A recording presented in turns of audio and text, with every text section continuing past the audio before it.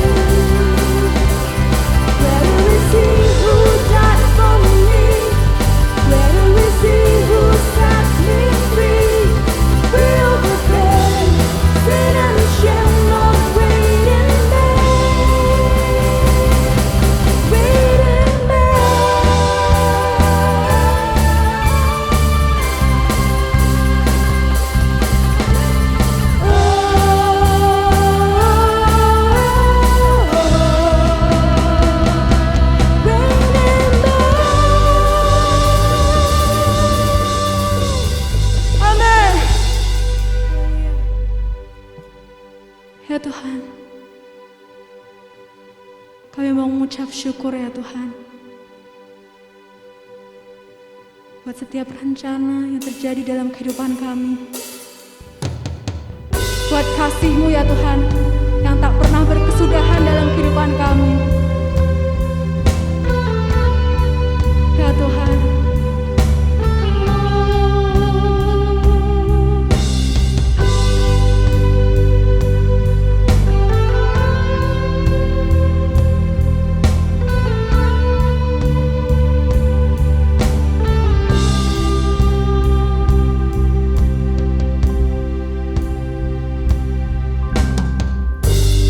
banyak yang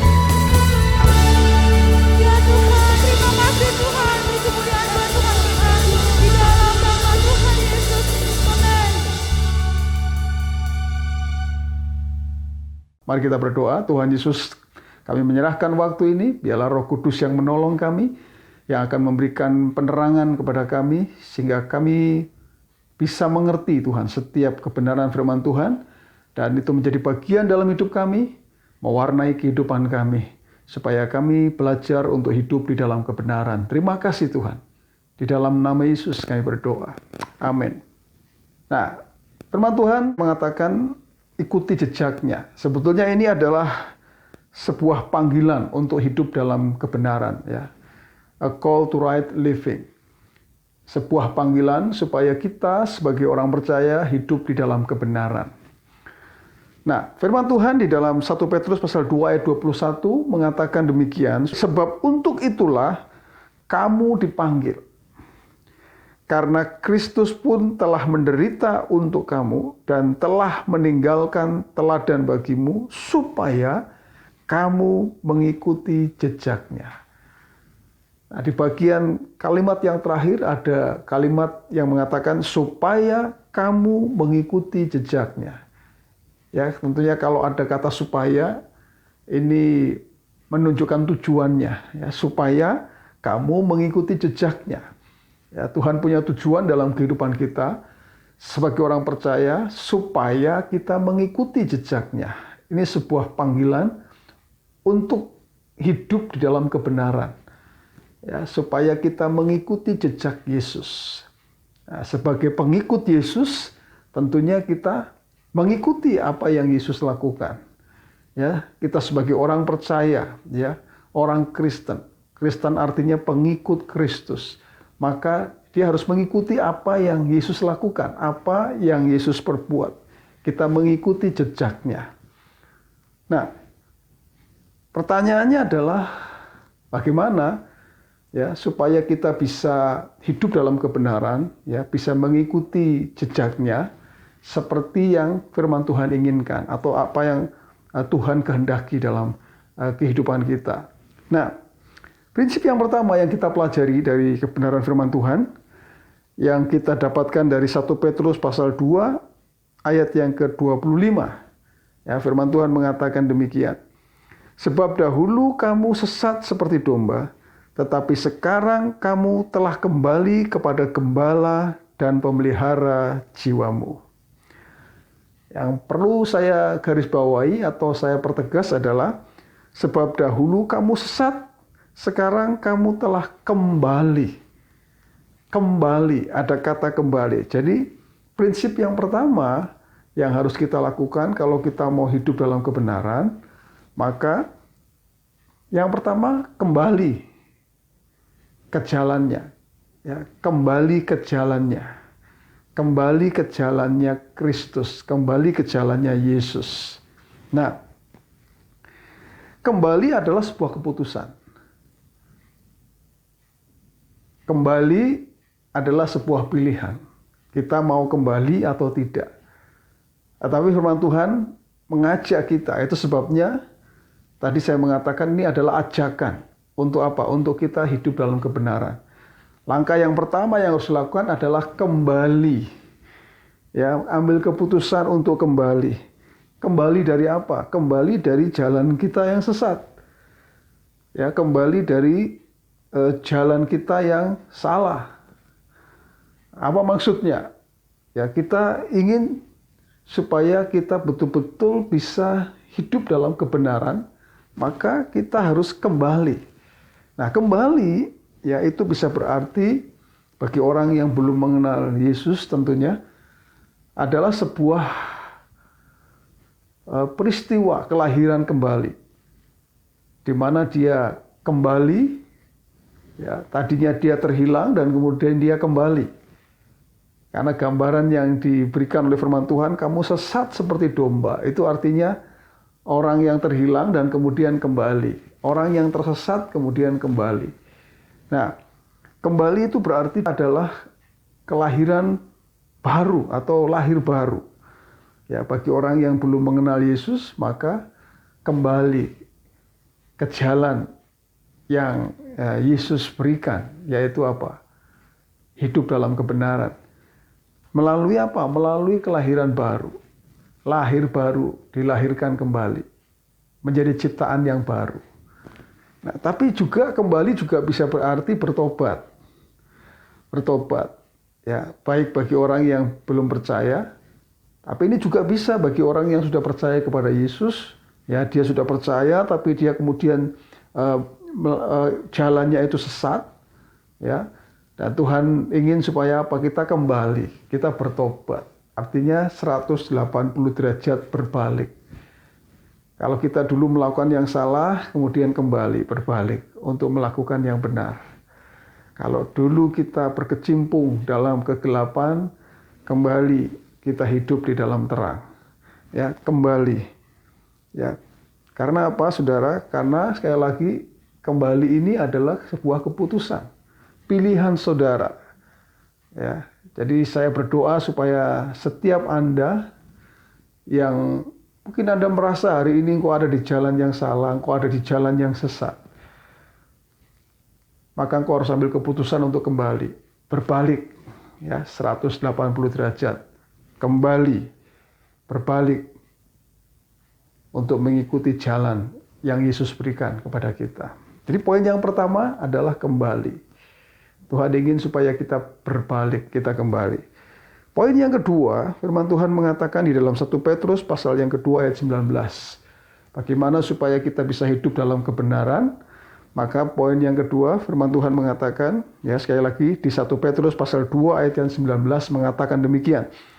Sebab adalah kasih karunia jika seorang karena sadar akan kehendak Allah menanggung penderitaan yang tidak harus ia tanggung. Perhatikan, kata sadar akan kehendak Allah. Ya, jadi yang kedua ini adalah sadarilah panggilannya. Sadarilah kehendaknya dalam kehidupanmu. Sadarilah apa yang menjadi tujuan Allah dalam kehidupanmu. Nah, Saudara, perubahan kehidupan seseorang, ya, selalu diawali dari kesadaran terlebih dahulu. Seseorang menyadari bahwa dia salah, dia hidupnya sesat, ya, kemudian dia menyadari dan kemudian dia berubah. Itu sebabnya saya mengatakan perubahan hidup seseorang, ya, selalu dimulai dari kesadaran. Dan firman Tuhan mengatakan sadarilah, sadarilah panggilanmu, ya, bahwa Tuhan punya rancangan dalam kehidupanmu. Tuhan punya destiny dalam kehidupanmu. Tuhan punya tujuan dalam kehidupanmu. Nah, itu sebabnya penting bagi kita, saudara-saudara, Bapak Ibu saudara sekalian, untuk menyadari siapa kita di dalam Dia, siapa kita di dalam Yesus. Ini penting sekali. Karena kalau kita menyadari siapa kita di dalam Yesus, ya, itu akan membuat kita mengerti, ya, alasannya mengapa kita harus hidup benar. Kenapa? Karena siapa kita di dalam Yesus, di dalam Kristus. Siapa kita dalam Kristus? Ya, tentunya kita adalah anak-anak Allah. Kita adalah anak-anak Tuhan. Ya, kalau kita anak-anaknya, maka kita akan hidup seperti apa yang Bapa kita lakukan. Ya, ini menjadi penting buat kita. Kita sebagai anak-anak Tuhan, maka kita harus hidup mencerminkan Bapa kita. Nah, panggilan yang Tuhan berikan kepada kita, ya, atau rancangan Tuhan yang Tuhan berikan kepada kita adalah supaya kita hidup dalam kebenaran. Ya, hari-hari ini kita sedang berbicara tentang royal priesthood, ya, imamat yang rajani. Imamat yang rajani juga berbicara tentang dignity, artinya martabat. Itu sebabnya tadi saya mengatakan ini adalah sebuah ajakan untuk kita hidup di dalam kebenaran. Karena panggilan yang Tuhan berikan kepada kita adalah supaya kita menjadi orang-orang yang hidup benar, mencerminkan Kristus di dalam kehidupan kita. Jadi sadari, tanpa kita menyadari panggilan kita, maka kita tidak akan pernah mengerti. Dan kita tidak akan pernah berubah. Artinya kita akan tetap saja hidup di dalam jalan-jalan yang sesat, jalan-jalan yang salah. Ya, dosa demi dosa kita lakukan. Tetapi kalau kita menyadari ya panggilan kita, Tuhan memanggil kita supaya kita hidup dalam kebenaran, maka hidup kita akan berubah. Karena kita tahu Tuhan memanggil kita supaya kita memiliki kehidupan yang bermartabat. Ya, itu yang Tuhan rancangkan dalam kehidupan kita. Saya berdoa supaya setiap jemaat Tuhan, khususnya jemaat IFGF Living Water, dimanapun kau berada, engkau menanggapi apa yang menjadi tawaran dari firman Tuhan hari ini untuk hidup dalam kebenaran. Ingat, engkau dipanggil, engkau dirancangkan oleh Tuhan untuk memiliki kehidupan yang bermartabat, bukan kehidupan yang tanpa tujuan. Ya, kehidupan yang sia-sia, yang sesat jalannya, tetapi yang betul-betul hidup dalam kebenaran. Dan inilah yang Tuhan inginkan dalam kehidupan kita. Inilah yang Tuhan kehendaki dalam kehidupan kita. Nah, firman Tuhan juga mengatakan, saudara, sebab untuk itulah kamu dipanggil. Karena Kristus pun telah menderita untuk kamu dan telah meninggalkan teladan bagimu supaya kamu mengikuti jejaknya. Ingat, dalam kalimat yang di awal tadi dikatakan, sebab untuk itulah kamu dipanggil. Kalimat ini diulang beberapa kali di dalam suratnya Rasul Petrus. Artinya apa? Kalau hal ini diulang, ini menjadi penting untuk diperhatikan bagi setiap pembaca, khususnya kalau kita hari ini kita mempelajari, ini penting buat kita. Sebab untuk itulah kamu dipanggil. Untuk apa? Supaya kita hidup dalam kebenaran seperti Kristus hidup. Artinya kalau Kristus mengasihi orang, ya, siapapun itu, maka kita pun melakukan yang sama. Kita mengasihi orang siapapun itu.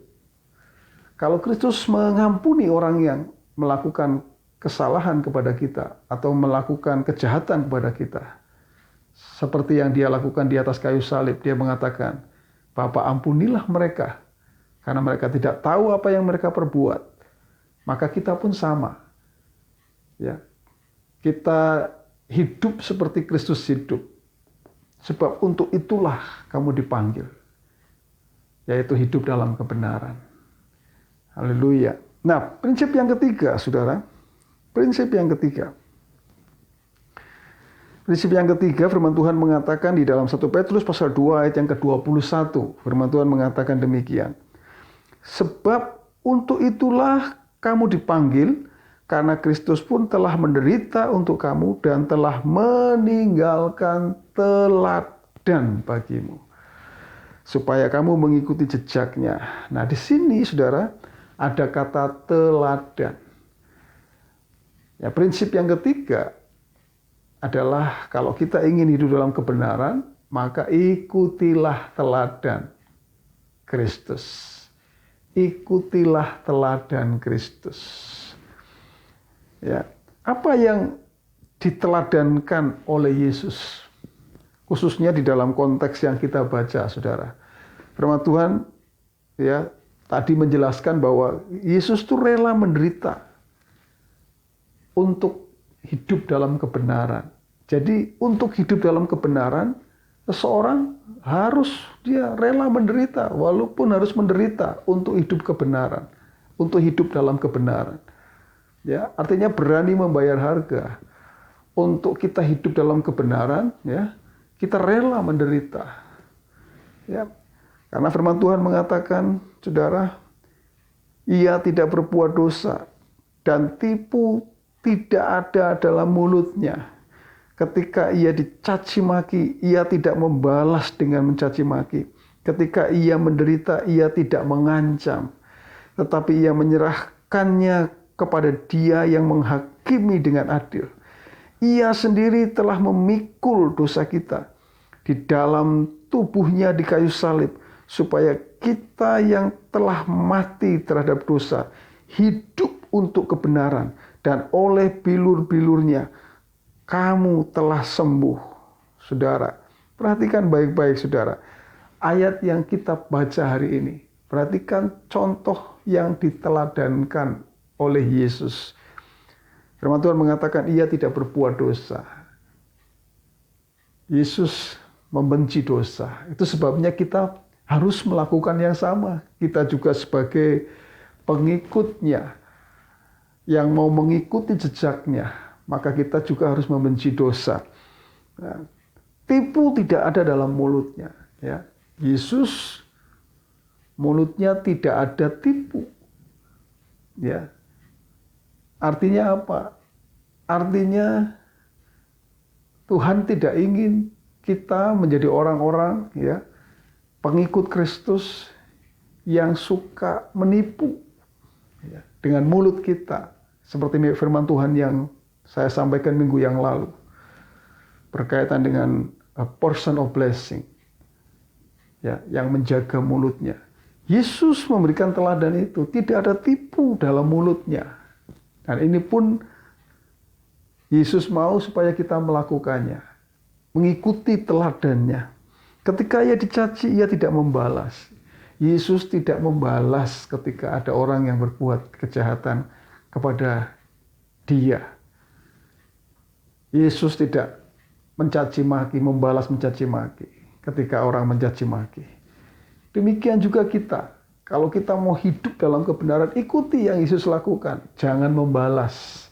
Jangan membalas mencaci maki.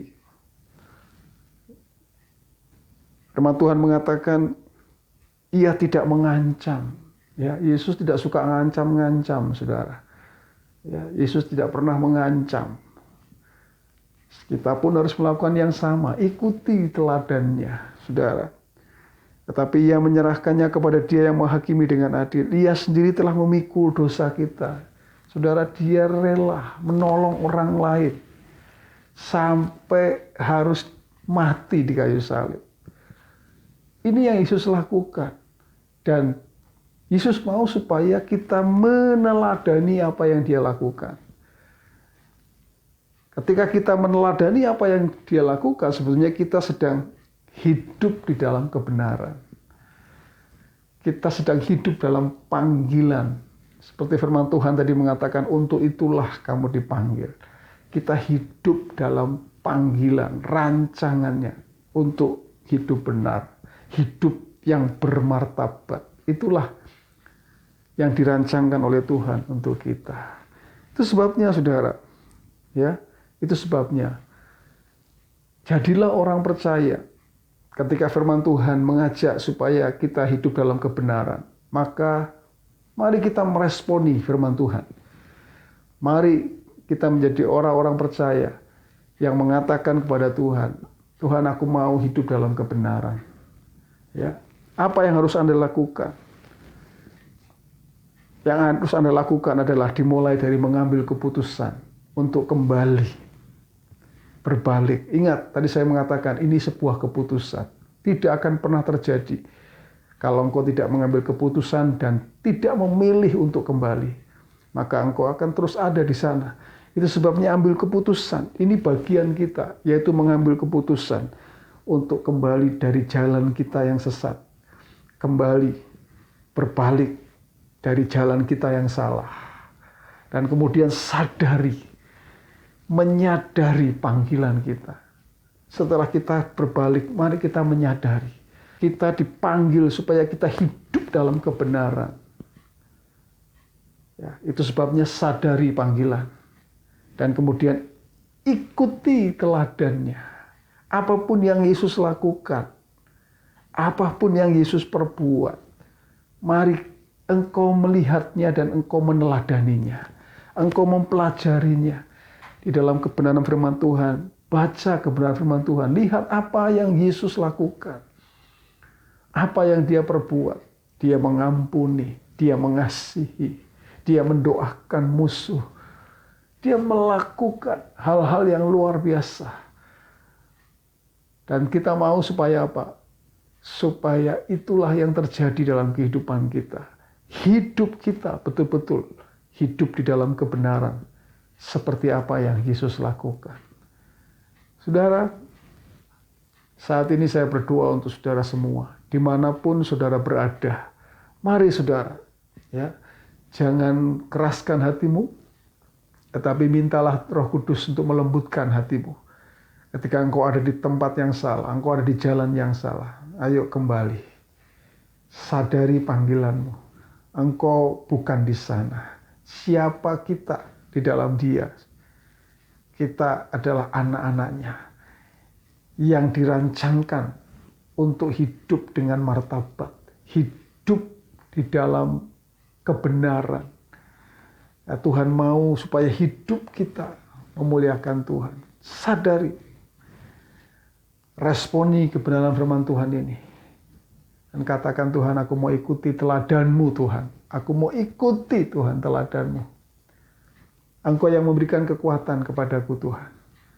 Supaya aku bisa belajar daripada-Mu, Tuhan.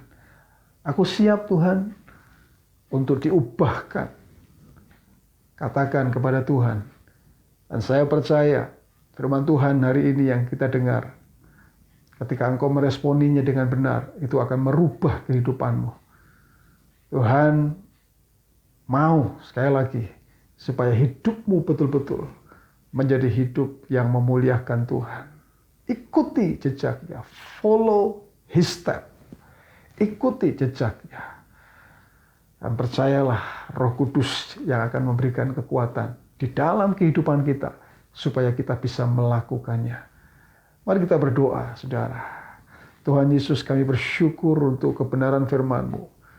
Terima kasih untuk ajakan supaya kami hidup dalam kebenaran. Terima kasih Tuhan, firman-Mu boleh membawa kami kembali menyadari panggilan kami, Tuhan. Bahwa kami adalah orang-orang yang dipanggil oleh Tuhan untuk hidup dalam kebenaran, ya Tuhan. Itu sebabnya Roh Kudus, Engkau yang memberikan kekuatan kepada kami supaya kami bisa meneladani apa yang Yesus lakukan, apa yang Kristus lakukan. Kami mau seperti-Mu, Yesus. Kami mau mengikuti teladan-Mu, Yesus. Kami betul-betul hidup di dalam kebenaran. Terima kasih Tuhan Yesus. Dan saat ini kami mau perkatakan, Tuhan, biarlah kami menjadi orang percaya, pengikut-Mu yang betul-betul mengikuti jejak-Mu, Tuhan. Di mana Engkau melangkah, maka di sana kami melangkah, ya Tuhan. Kami perkatakan di dalam nama Tuhan Yesus, itulah yang terjadi, Tuhan, untuk kehidupan kami. Untuk kehidupan setiap kami yang melihat tayangan ini dan mendengarnya, Tuhan. Biarlah kami betul-betul, Tuhan, hidup di dalam kebenaran. Seperti yang Engkau teladankan dalam kehidupan kami, Tuhan. Terima kasih Tuhan Yesus. Terima kasih. Mari jemaat Tuhan, angkat tanganmu dan terima berkat dari Tuhan. Tuhan Yesus, kami terus perkatakan untuk setiap jemaat-Mu dimanapun mereka berada. Engkau yang terus menolong, memberikan kesehatan selalu, Tuhan, memberikan kekuatan, Engkau yang menjagai. Dan kami percaya Engkau Tuhan yang bertanggung jawab untuk setiap kehidupan anak-anak-Mu, ya Tuhan. Itu sebabnya kami bangga memiliki Allah yang seperti Engkau. Dan saat ini Tuhan, kami menyerahkan setiap umat-Mu, setiap anak-anak-Mu, Tuhan. Keluarga-keluarga anak-anak-Mu, Tuhan. Engkau yang mencukupkan apa yang mereka butuhkan, ya Tuhan. Engkau Jehovah Jireh, Tuhan, Engkau yang menyediakan, Engkau yang mencukupi, ya Tuhan, kebutuhan kami, ya Tuhan, keperluan kami, sesuai dengan kekayaan kemuliaan-Mu, ya Tuhan. Kami perkatakan di dalam nama Tuhan Yesus Kristus.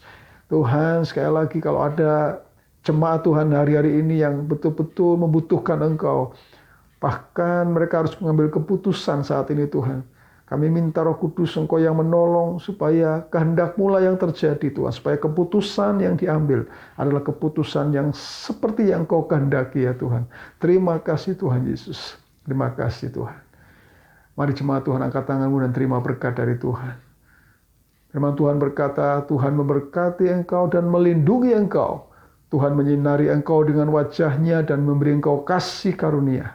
Tuhan menghadapkan wajah-Nya kepadamu dan memberi engkau damai sejahtera. Roh Kudus menyertai engkau mulai sekarang ini sampai selama-lamanya. Di dalam nama Tuhan Yesus Kristus, orang percaya katakan bersama, amin. Haleluya. Tuhan Yesus memberkati kita semua.